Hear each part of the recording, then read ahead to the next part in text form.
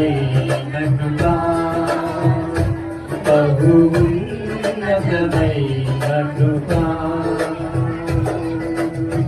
నిరంతరం నాపై చూపిన నిత్య తేజుడా యేసయ్యా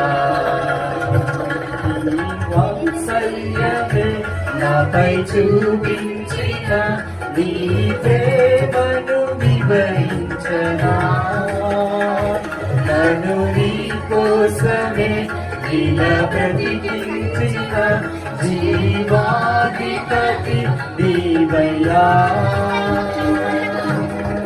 ఇదే కదా నీలో పరవశం